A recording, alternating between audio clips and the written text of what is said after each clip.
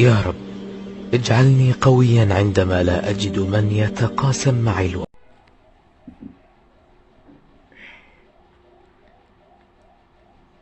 حلو قوي. طريقة سهلة وبسيطة، هتوفري كتير كتير كتير، وطعم وريحة تحفة. يلا بينا نخش الفيديو نشوفوا عملنا ايه.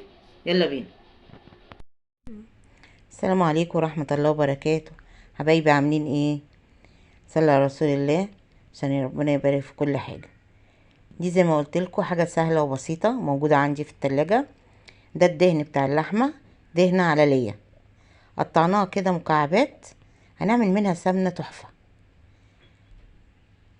لازم نعمل اللي عندنا الموجود، بديل ماشي بيه، ده اللي ينفع بديل ماشي. دي اعشاب انا بحطها، قرفة وحبهان ولورا وقرنفل، بحطها معاهم يغلوا، بيديكي ريحة حلوة وما يبقاش في ريحة دهن ابدا.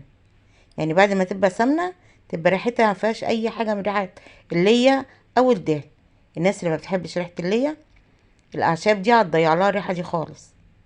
وزي ما انتوا شايفين كده بيضة وزي الفل. لازم تبقى نضيفة يا جماعة، مبقاش فيها حاجة غامقة او خضرة او زرقاء كده، لازم تبقى بيضة كده. انا في الاول بحط لها كوباية مية، لما تستوي او سايب موطيه عليها النار وسايباها زي السمنة بالمنظر ده كده. وصلت معانا المرحلة البيج دي، هنستنى عليها حبة برضو وتقلبي فيها كل شوية عشان ما تلزقش منك كده. عطتنا اللون اللي احنا عايزينه، عشان لو غمقت اكتر من كده هتمرر معاكي كده. اللون بتاعها حلو، تبقى سمنتها رايقة وجميلة.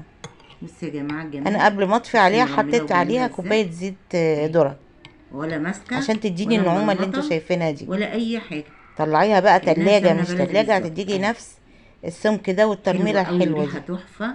المكونات اللي حطيناها طعم وريحة عطشاني تحفة. ريحه ولا اجمل اهي، من كده اهي. وبحاجات عندنا في التلاجة مش ما بنستعملهاش. انا ما بستعملش بصوا الدهون مرمله في حية كده، المعلقه ازاي، فبسيحها الترميله تديني باينه سمنة اهي. حلوة قوي قوي قوي.